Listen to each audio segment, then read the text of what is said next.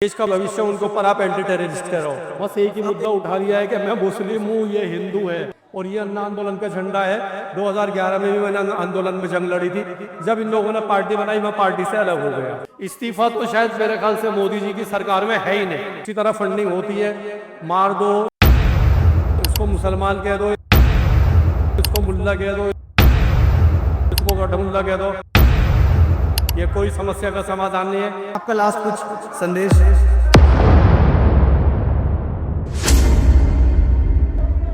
CJP के protest में बहुत सारे सपोर्टर्स हैं, उनमें से एक अंकल हमारे साथ जुड़े हैं। आप कहाँ से आए हैं? मैं पहले अपना नाम बताऊंगा। मेरा नाम है मोहम्मद अहमद सैफी, पुरानी दिल्ली के गांधी, पुरानी दिल्ली से है।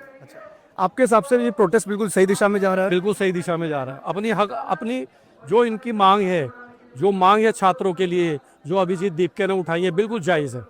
लेकिन अब यहाँ पर एक तरफ ये हो गया कि रीनीट भी हो गया, लेकिन अभी तक धर्मेंद्र प्रधान का इस्तीफा नहीं आया, और इनफैक्ट उनकी कल स्टेटमेंट भी आई है, उन्होंने इनको टेरर से कंपेयर कर रहे हैं। ये बिल्कुल गलत है। आप इतने बड़े पद पर बैठे हुए हैं, आप 12 साल से 14 साल से मंत्री हैं, आप देश चलाने वाले हैं, आप देश के भविष्य को इस तरीके से, जो देश का भविष्य छात्र छात्राएं हैं, आपके भी बच्चे होंगे, तो क्या उनके अंदर है? आप कैसे कह सकते हो? ये बात तो बहुत जो है दुर्भाग्यपूर्ण है और बिल्कुल गलत है। जो देश का भविष्य उनके ऊपर आप एंटी टेररिस्ट कह रहे हो।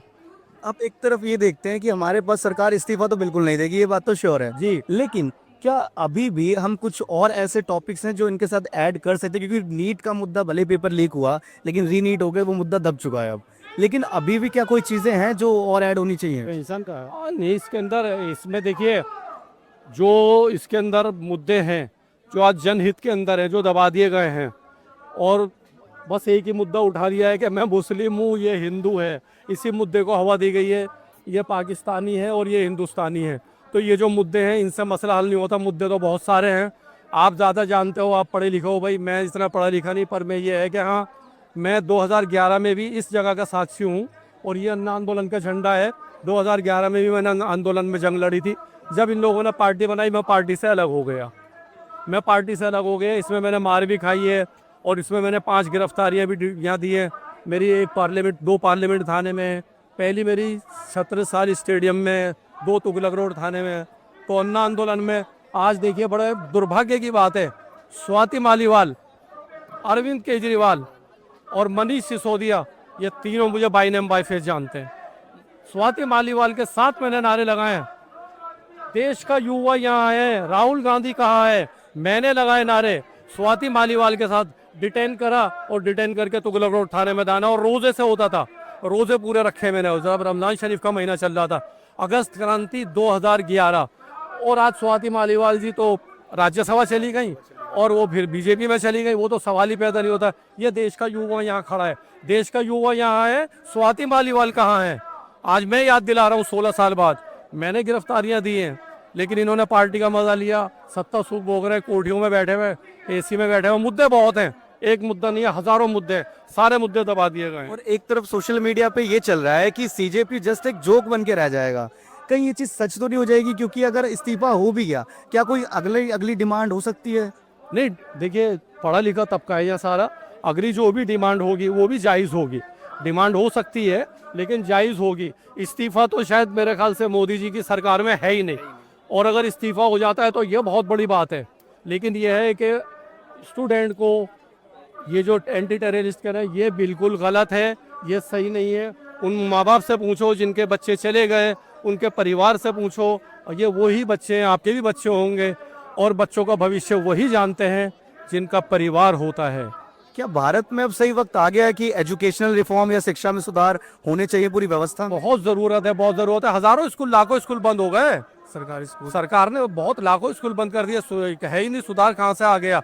पब्लिक स्कूल जो है खूब अपनी मनमानी कर रहे हैं, बहुत पैसा कमा रहे हैं, और वो सब सारे के सारे वही है, सब पॉलिटिशियन है, राजनीतिज्ञ, जिनके बड़े बड़े स्कूल चल रहे हैं। और मैं पढ़ता रहता हूँ, सोशल मीडिया पे आता है, इतने लाख स्कूल बंद हो गए, इतने लाख बंद हो गए। तो ये जो स्कूल बंद हो रहे हैं, तो ये देश का भविष्य जा कहाँ रहा है? और समाज में एक तबका अभी भी है जो इतना कुछ होने के बाद भी सरकार की चाटुकारिता में लगा पड़ा है, अभी भी उनके पक्ष में लगा पड़ा है। उसका क्या? वो तो सरकारी प्रायोजित है। देखिए, वो तो सरकारी तरफ से है, हर सरकार के अंदर ये होता है। अब की बार मैंने अपने होश में 66 साल की उम्र में देखा, इस सरकार में ज़्यादा है, इस सरकार में ज़्यादा है, क्योंकि अच्छी तरह फंडिंग होती है।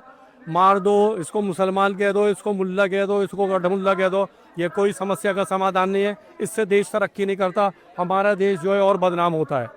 लेकिन क्या अब यहाँ पर अभिजीत दीपके के साथ और भी कई सारे लोगों को जुड़ना चाहिए, लाइक जैसे हमारे रौनक खत्री भाई इंस्टाग्राम पे बहुत चलते रहते हैं, लेकिन यहाँ कहीं नहीं दिखते, नहीं वो भी तो एटलीस्ट अपनी पॉलिटिकल पहचान छोड़ के बच्चों के साथ जुड़ना चाहिए। बिल्कुल आना चाहिए। जो आंदोलन उठाया था कभी अरविंद केजरीवाल जी ने, जो 10 साल मुख्यमंत्री रहे, उप मुख्यमंत्री रहे, मैं कह रहा हूँ, मुझे जानते हैं, बहुत अच्छी तरह जानते हैं। स्वामी अग्निवेश जी का दफ्तर यहाँ होता था, ये जनता दल का आज भी है, यही रहा हूँ। फिर आंदोलन शुरू हुआ, फिर वहाँ अनशन शुरू हुआ अन्ना जी का, मेरी भतीजी ने खुलवाया, मेरे दोस्त की बेटी ने खुलवाया अनशन, इकरा ने, क्या समझा। तो मैं उस आंदोलन में भी था, इस आंदोलन में भी हूँ। तो कम से कम ये है कि इनको समर्थन ज़रूर देना चाहिए। बिल्कुल, देखिए देश में सबकी राय अपनी अपनी है, और एटलीस्ट आप भी अगर समर्थन दें तो हमारे लिए बहुत बेहतर होगा। जरूरी नहीं है आप भी अगर दूर हैं तो जंतर मंतर पहुंचे, एटलीस्ट आप क्रिटिसिज्म ना करें, इन चीजों को देखकर 2-4 नकली पेजेस पर देखकर अपनी राय ना बनाएं। हम आपसे बस एक संदेश, आपका लास्ट कुछ संदेश। मेरा आखिरी संदेश ये है कि धर्मेंद्र प्रधान जी और हमारे देश के प्रिय प्रधानमंत्री नरेंद्र मोदी जी, जो मैंने आपने 14 में घोषणा करी थी स्वच्छ भारत अभियान की राजघाट से, 2 अक्टूबर 2014 में, 2016 में मैंने झाड़ू उठाई। तो आप हमारे देश के प्रधानमंत्री हैं, ज़रूर इन पर ध्यान देना चाहिए। और ये जो हमारे प्रधान जी हैं, धर्मेंद्र प्रधान जी, ये ध्यान दें। और जो बच्चे हैं वो गलत कदम ना उठाएं, ये आत्महत्या समाधान नहीं है। उन बच्चों को मैं हौसला बढ़ाता हूँ कि आप हौसले से लड़ो, आप जीदारी से लड़ो, आपको कामयाबी ज़रूर मिलेगी। आप गलत रास्ता मत चुनो, आत्महत्या समाधान नहीं है। सदा के लिए अपने परिवार को दुख देकर जा रहे हो, आप देश का भविष्य, आप जीदारी से लड़ो, कामयाबी ज़रूर मिलेगी। चलिए बहुत बहुत शुक्रिया, आपसे बात करें बहुत अच्छा लगा, बहुत धन्यवाद।